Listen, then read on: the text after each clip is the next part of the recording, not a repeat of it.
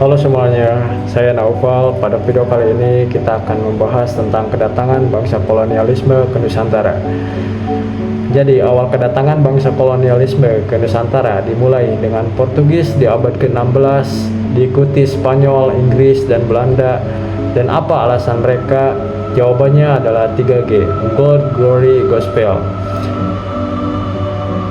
Gold berarti kekayaan rempah-rempah seperti cengkeh, pala, dan lada dari Asia termasuk Nusantara sangat diburu di Eropa ketika Konstantinopel jatuh ke tangan Kesultanan Turki Utsmani pada tahun 1453. Jalur perdagangan terputus membuat harga melambung tinggi. Bangsa Eropa pun mencari jalur baru langsung ke sumbernya untuk menghindari perantaran dan mendapatkan keuntungan besar.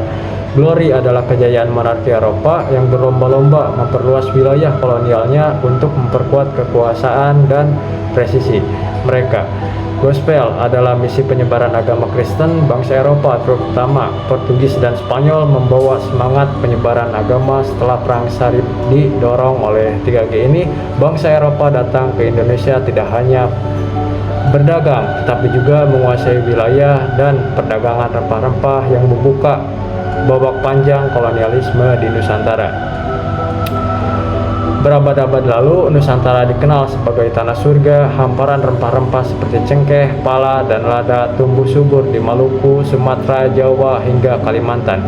Kekayaan alam ini membuat bangsa-bangsa Eropa tergoda untuk datang berlayar jauh menembus samudra mencari rempah demi kejayaan negeri mereka. Tahun 1512, Portugis menjadi bangsa Eropa pertama yang menginjakkan kaki di Maluku.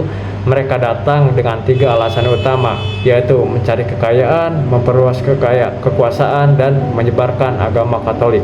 Pada awalnya mereka datang dengan niat berdagang dan menawarkan kerjasama dengan kerajaan lokal. Namun perlahan-lahan mereka mulai menguasai pelabuhan dan membangun benteng pertahanan. Rakyat Nusantara pun merasa tertekan karena monopoli perdagangan yang mereka terapkan. Tidak berhenti sampai di situ.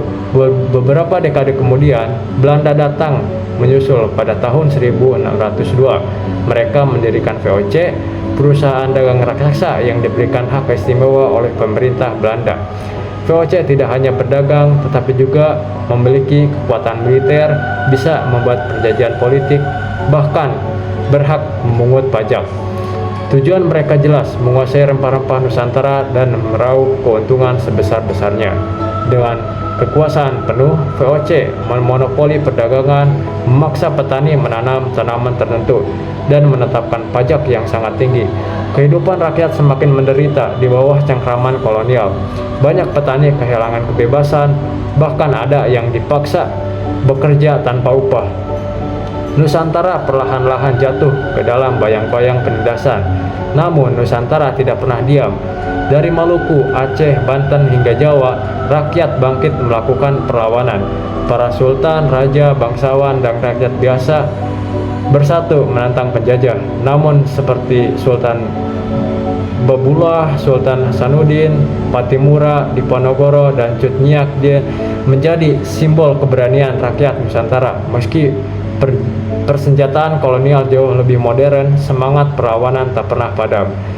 Selain perlawanan fisik, muncul pula perlawanan diplomatik. Beberapa kerajaan berusaha melindungi wilayah dengan membuat perjanjian dan aliansi. Namun, tipu muslihat, VOC, dan politik adu domba membuat banyak kerajaan Nusantara terpecah-pecah, sehingga kolonial lebih mudah menguasai wilayah. Kedatangan bangsa kolonial memang membawa perdagangan, teknologi, dan sistem administrasi baru, tetapi juga meninggalkan luka panjang berupa penindasan, eksploitasi, dan penderitaan. Ratusan tahun lamanya Nusantara berada di bawah bayang-bayang kekuasaan asing. Namun semangat perlawanan tidak pernah padam. Dari generasi ke generasi, rakyat terus berjuang mempertahankan tanah kelahirannya. Hingga akhirnya semangat perjuangan itu memuncak pada abad ke-20 ketika seluruh elemen bangsa bersatu. Puncaknya terjadi pada 17 Agustus 1945 saat kemerdekaan Indonesia diproklamasikan. Darah dan air mata para pahlawan tidak sia-sia. Dari sejarah panjang inilah kita belajar bahwa kemerdekaan adalah hasil perjuangan, bukan hadiah.